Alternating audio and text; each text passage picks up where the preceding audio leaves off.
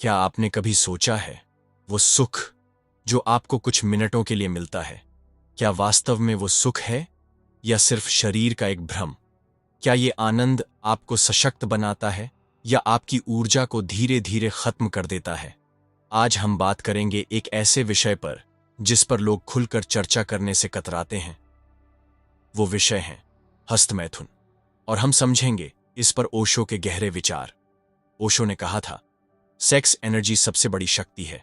अगर इसे सही दिशा दी जाए तो यह आपको ध्यान, आनंद और आत्मज्ञान तक पहुंचा सकती है।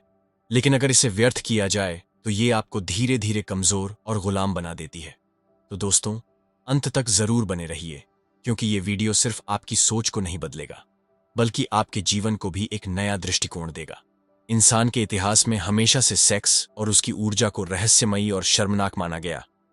आज के समय में इंटरनेट और सोशल मीडिया के दौर में हस्तमैथुन बहुत सामान्य बात बन चुका है। डॉक्टर कहते हैं ये नेचुरल है, लेकिन सवाल यह है, नेचुरल होने का मतलब क्या ये जरूरी या सही है? बहुत से युवा इस आदत में फंसकर अपनी पढ़ाई, काम और जीवन ऊर्जा खो देते हैं, और कई बार गिल्ट, शर्म और कमजोरी का एहसास उन्हें अंदर से तोड़ देता है। ओशो कहते हैं, सेक्सुअल एनर्जी ही जीवन का बीज है। ये वही शक्ति है जिससे जीवन जन्म लेता है। अगर इस शक्ति को सिर्फ शरीर तक सीमित कर दिया जाए तो ये आपको बार बार केवल वही क्षणिक आनंद देती है। लेकिन अगर यही शक्ति भीतर की ओर मोड़ी जाए तो ये ध्यान और सृजन का कारण बनती है। ओशो का मानना था कि हस्तमैथुन सिर्फ एनर्जी की बर्बादी नहीं है, बल्कि ये आपको बार बार एक झूठे सुख के जाल में फंसाता है। जब कोई व्यक्ति हस्तमैथुन करता है तो कुछ सेकंड के लिए उसे लगता है कि उसने सबसे बड़ा सुख पा लिया, लेकिन कुछ ही मिनटों बाद थकान, कमजोरी और कभी कभी अपराध बोध भी महसूस होता है। ये वैसा ही है जैसे प्यास बुझाने के लिए समुद्र का खारा पानी पीना, क्षणिक राहत लेकिन लंबे समय में नुकसान। ओशो कहते हैं, सच्चा सुख बाहर से नहीं, भीतर से आता है। हस्तमैथुन उस सुख का भ्रम है, असली आनंद आत्मा की गहराई में है। आधुनिक विज्ञान भी मानता है कि वीर्य सिर्फ एक द्रव नहीं है, बल्कि जीवन का अमृत है। इसमें हजारों कोशिकाएं और ऊर्जा होती है जो नया जीवन बनाने में सक्षम है। ओशो कहते हैं, जब आप बार बार इसे व्यर्थ करते हैं तो धीरे धीरे शरीर कमजोर होता जाता है और मन भी अस्थिर हो जाता है।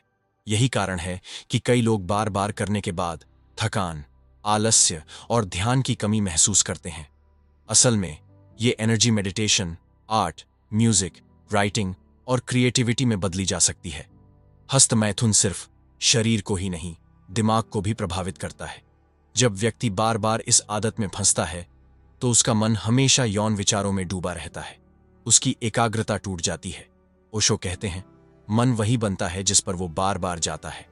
अगर मन सेक्स पर अटका है तो वो ऊपर की चेतना तक नहीं पहुंच पाएगा। यही कारण है कि बहुत से लोग अपने जीवन में आगे नहीं बढ़ पाते, क्योंकि उनकी ऊर्जा गलत जगह बर्बाद हो रही है। ओशो ने कहा, सेक्स एनर्जी को दबाओ मत, ट्रांसफॉर्म करो। जब अर्ज आए तो गिल्ट या शर्म मत महसूस करो, बल्कि उसे देखो, समझो। मेडिटेशन और ब्रीथिंग प्रैक्टिसेस से उस अर्ज को ट्रांसफॉर्म किया जा सकता है। योग और ध्यान इस एनर्जी को ऊपर स्पाइन के माध्यम से उठाते हैं, जिसे ओशो ने कुंडलिनी एनर्जी कहा। जब ये ऊर्जा ऊपर उठती है तो आदमी साधारण से असाधारण हो जाता है। वही शक्ति जो हस्तमैथुन में खत्म हो जाती थी, अब ध्यान और आत्मज्ञान का आधार बन जाती है। ओशो कहते हैं, हस्तमैथुन शर्मनाक नहीं है, लेकिन ये समाधान भी नहीं है। अगर आप इसे हैबिट बना लेते हैं तो आप गुलाम बन जाते हैं, लेकिन अगर आप इसे समझते हैं और ट्रांसफॉर्म करते हैं तो यही शक्ति आपको मुक्त भी कर सकती है। सच में आनंद पाना है तो शरीर से ऊपर उठना होगा। असली सुख बाहर नहीं, बल्कि भीतर की शांति और ध्यान में है। तो दोस्तों, अब फैसला आपके हाथ में है।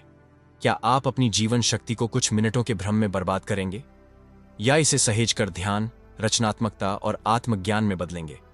अगर आपको ये वीडियो अच्छा लगा तो इसे लाइक और शेयर कीजिए, ताकि और लोग भी जागरूक हो सकें। कमेंट में बताइए, क्या आप मानते हैं कि हस्तमैथुन सिर्फ सुख का भ्रम है या वास्तव में ऊर्जा की बर्बादी? और हाँ, तो ऐसे ही और गहरे विचार जानने के लिए चैनल को सब्सक्राइब करना मत भूलिए।